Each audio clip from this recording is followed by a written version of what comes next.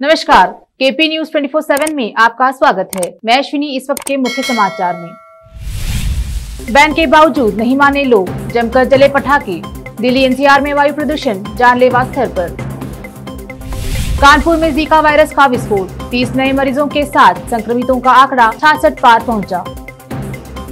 BJP सांसद ने कहा, बेरोजगार दारूबाज तो गुस्साए किसानों ने की नारेबाजी, तोड़ दिए कार के शीशे। बिहार में जहरीली शराब पीने से 24 की मौत, कई लोगों की आंखों की रोशनी गई। धुंध के चलते दिल्ली के पास कारें आपस में टकराई, 6 घायल, दंपति की हालत गंभीर। कोरोना की रफ्तार पर WHO ने जताई चिंता, कहा फरवरी तक अकेले यूरोप में हो सकती है 5 लाख और लोगों की मौत।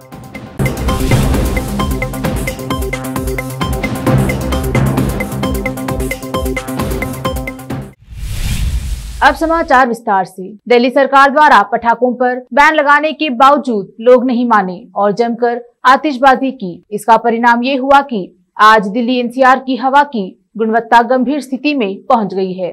गुरुवार को दिल्ली और उसके आसपास के इलाकों का आसमान धुएं के गुब्बारे से ढक गया। शहर का वायु गुणवत्ता सूचकांक गंभीर श्रेणी में पहुंच गया। ऐसे में अगर आप भी आज घर से बाहर निकलने की सोच रहे हैं तो जरा रुकें, बहुत जरूरी काम होने पर ही घर से बाहर निकले।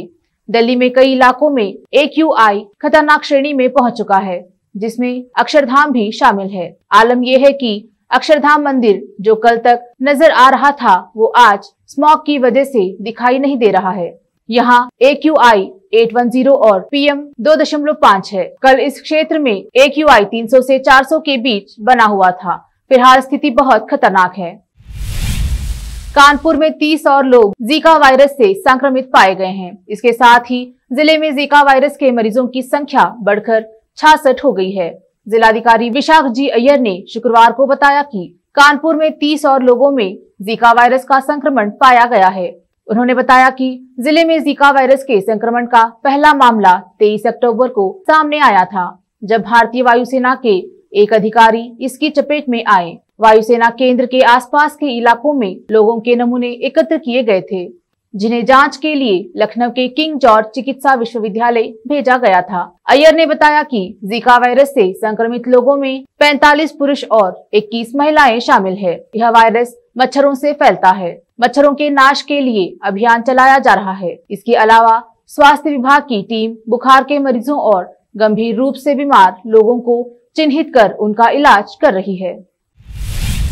बीजेपी के राज्यसभा सांसद रामचंद्र जांगड़ा को शुक्रवार को किसानों को भीषण विरोध को झेलना पड़ा। किसानों के एक समूह ने हरियाणा के हिसार जिले में बीजेपी सांसद को काले झंडे दिखाए और उनके खिलाफ नारेबाजी की। जांगड़ा यहां एक धर्मशाला का उद्घाटन करने आए थे। जैसे ही किसानों को इस बात की भनक लगी, वे वहां पहुंचकर बीजेपी के सांसद के खिलाफ नारेबाजी करने लगे। इस दौरान किसानों और पुलिस के बीच झड़प में बीजेपी सांसद की कार का शीशा भी टूट गया। इस दौरान भारी पुलिस बल भी तैनात किया गया था। पुलिस और किसानों के बीच कई बार हल्की झड़प भी हुई। किसानों को रोकने के लिए पुलिस ने चारों तरफ बैरिकेड लगाकर सुरक्षा के कड़े प्रबंधन किए हुए थे। हालांकि किसानों की संख्या ज्यादा होने के चलते पुलिस उन पर कंट्रोल नहीं कर सकी। बिहार में जहरीली शराब पीने से कुल 24 लोगों की मौत हो गई है, जिनमें 16 गोपालगंज में और 8 पश्चिम चंपारण के बेतिया जिले में हैं। गोपालगंज के जिलाधिकारी डॉक्टर नवल किशोर चौधरी ने मोहम्मदपुर थाना क्षेत्र के 3 गांवों मोहम्मदपुर, कुशर और तोहरा टोला में 10 लोगों की मौत की पुष्टि की। इन सभी लोगों ने मंगलवार की शाम को शराब पी थी, जिसके बाद वे बीमार पड़ गए। पिछले 3 दिनों में 24 लोगों की मौत हो चुकी है, जबकि 7 गंभीर रूप से बीमार हैं। इनमें से 4 की आंखों की रोशनी चली गई है। चौधरी ने कहा, हम लाउडस्पीकर के माध्यम से घोषणा कर रहे हैं कि जिन्होंने भी शराब का सेवन किया तो वे आगे आएंगे। समय पर इलाज से लोगों की जान बचाई जा सकती है। इधर बेतिया में जिला प्रशासन ने जहरीली शराब के सेवन से 8 लोगों की मौत की पुष्टि की है। प्रदूषण के कारण छाई धुंध के चलते दिल्ली के निकट हाईवे पर आज सुबह करीब आधे दर्जन वाहन आपस में टकरा गए। हादसे में एक पुरुष और महिला की हालत गंभीर है। रिपोर्ट्स के अनुसार कमजोर विजिबिलिटी के चलते एक तेज रफ्तार I-20 कार ट्रक से टकरा गई। इसके कारण कुछ ही सेकंड्स के भीतर 6 कार आपस में टकरा गईं। हादसे में 2 बच्चों सहित 6 लोग घायल हुए हैं। तृणमूल कांग्रेस के वरिष्ठ नेता और पश्चिम बंगाल सरकार में मंत्री सुब्रत मुखर्जी का निधन हो गया है। सुब्रत मुखर्जी की मौत की वजह हार्ट अटैक बताई जा रही है। 75 साल के मुखर्जी लंबे समय से बीमार थे। सुब्रत मुखर्जी राज्य के पंचायत मंत्री थे। मुख्यमंत्री ममता बनर्जी उनका हालचाल जानने कोलकाता के सरकारी अस्पताल SSKM गई थी और उन्होंने मुखर्जी का आज देर शाम निधन हो जाने की घोषणा की।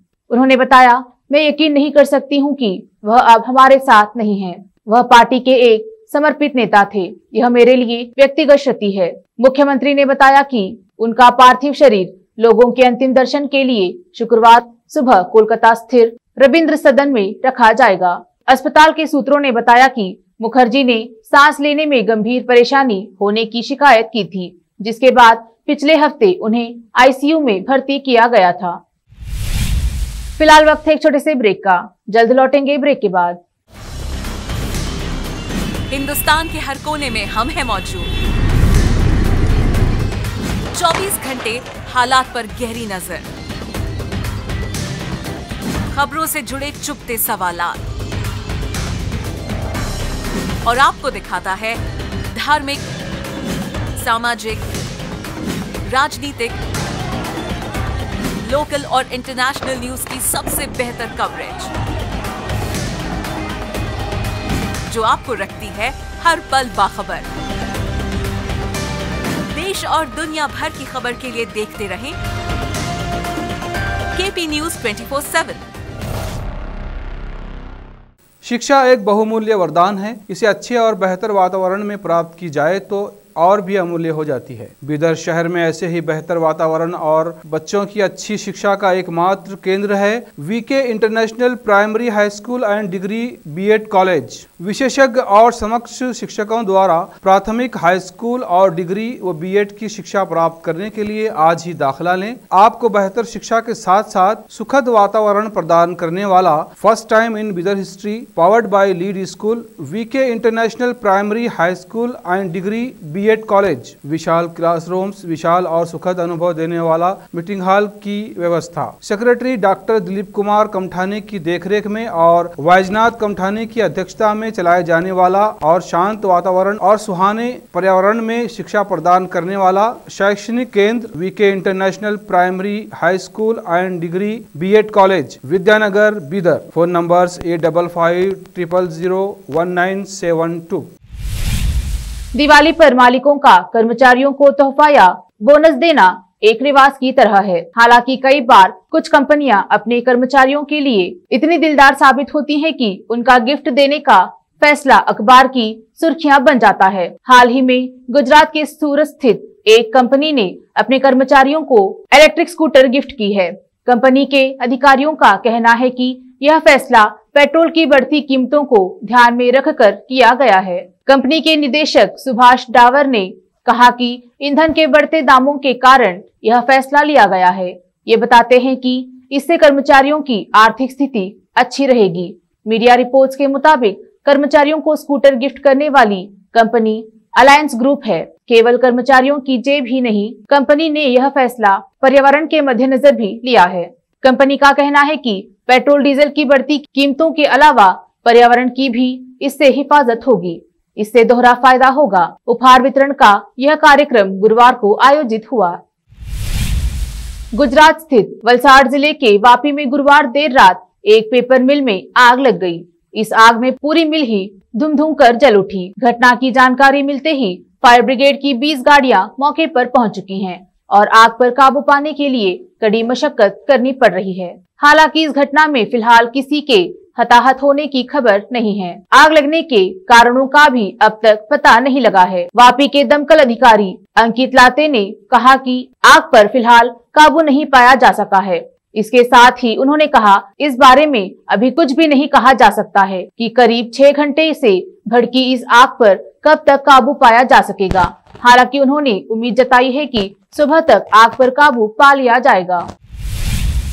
विश्व स्वास्थ्य संगठन ने यूरोप में कोविड-19 संक्रमण के मामलों की बढ़ती संख्या को गंभीर चिंता का विषय करार दिया और चेतावनी दी कि इस हिस्से में अगले साल फरवरी तक और 5 लाख लोगों की मौत हो सकती है। बता दें कि यूरोपीय संघ की agency European centre for disease prevention and control के मुताबिक 4 नवंबर तक विभिन्न देशों से जुटाए आंकड़ों के मुताबिक अब तक यहां 8 लाख से अधिक लोगों की कोरोना वायरस संक्रमण से मौत हो चुकी है।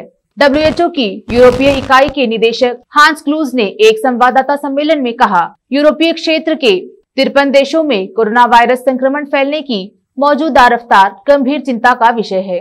इसके साथ ही उन्होंने कहा कि अगर संक्रमण की मौजूदा रफ्तार ही बनी रही तो अगले साल फरवरी तक यहां कोविड-19 से 5 लाख लोगों की और मौत हो सकती है।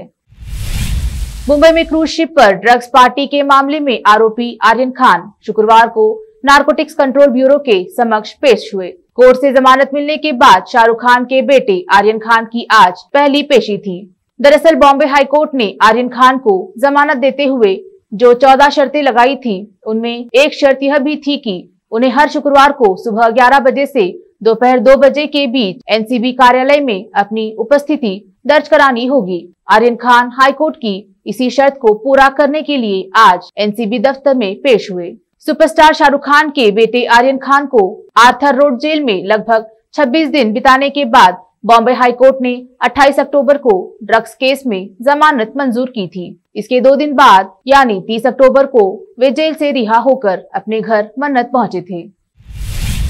अक्षय कुमार और कैटरीना कैफ की फिल्म सूर्यवंशी कोरोना के कारण पिछले काफी लंबे समय से रिलीज के लिए अटकी हुई थी।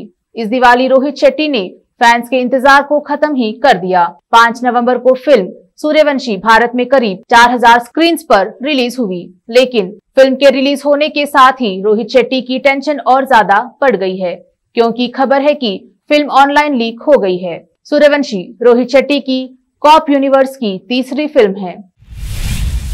भारतीय क्रिकेटर विराट कोहली आज 5 नवंबर 2021 को अपना 33वां जन्मदिन सेलिब्रेट कर रहे हैं। इस मौके पर उनकी पत्नी अनुष्का शर्मा ने उनके साथ एक तस्वीर शेयर कर उन्होंने खास मैसेज के साथ जन्मदिन की बधाई दी है। विराट कोहली ने बॉलीवुड अभिनेत्री अनुष्का शर्मा के संग साल दिसंबर 2017 में इटली में करीबी रिश्तेदारों की मौजूदगी में शादी की थी।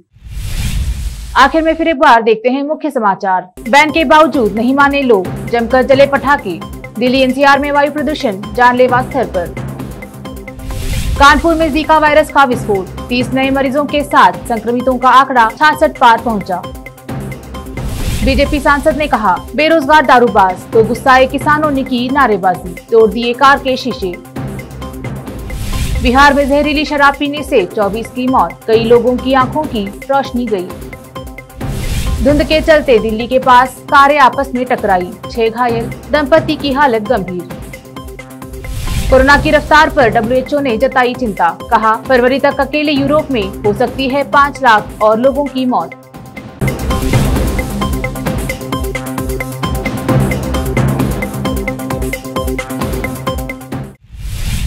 केपी न्यूज में फिलहाल इतना ही। देश प्रदेश के समाचारों के लिए देखते रहिए केपी न्यूज 24/7। धन्यवाद।